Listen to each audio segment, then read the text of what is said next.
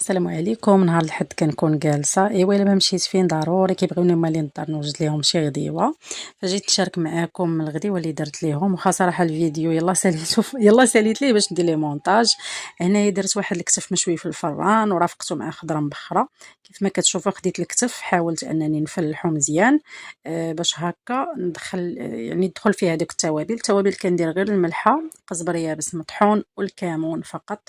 ما كنكثرش الملح والكمون باش ديك الساعه كيبقاو على حساب الذوق، يعني كنفضل انه كيتشوى بلا عطريه بلا والو، كيجي فيه واحد المذاق واعر بزاف. هنايا لويتو غير بالبابي كويسون هاد ورق الطبخ، وصيفطو للفران ديال الزنقه نظرا للحراره، فما طيبتوش في الدار. هنايا بالنسبه للخضره خديت الباربه كنغسلها مزيان وكنفلحها بحال هكا حتى هي باش كيدخلها الطياب، وكنسلقها صينه باش ما كيمشيش منها اللون. بالنسبه للخيزو والقرعه خضراء كنديرهم هنا يتسلقوا في الماء فيه شويه ديال الملحه، ما كنخليهمش حتى يدخلهم الطياب مزيان باش كيبقاو محافظين على ريوسهم هكا.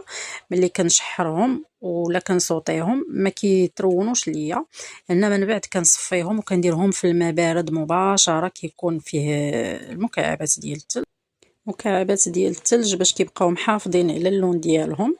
هانتوما كيف ما شفتوا بعد ما تسلق الخيزو كيبقى محافظ على داك اللون ديالو وكيبقى صاين. هنايا درتو باش غادي نصوطيه، كندير شويه ديال الزيت البلديه وشويه ديال الزبده والملحه والبزار والربيع والثومه.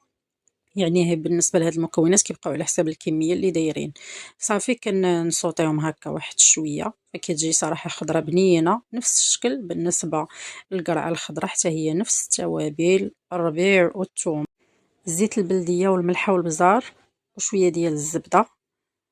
هنا نفس الحاجه كندير بالنسبه للبطاطا حتى هي.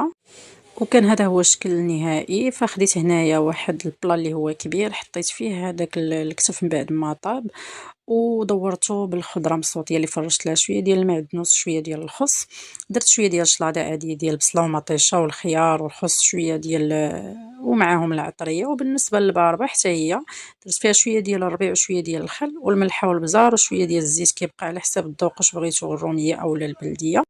صافي ودرت هنا الملحه والكمون بالنسبه اللي بغاهم على حساب الذوق، حيتاش كيف ما شفتوا اللحم ما درتش فيه شي تتبيله، ولكن راه كيجي فيه واحد المذاق اللي هو واعر بزاف. ودرت كذلك حتى الصفه. ما بغيتش نطول لكم في الفيديو، غادي نشاركها معكم في الفيديو الجاي.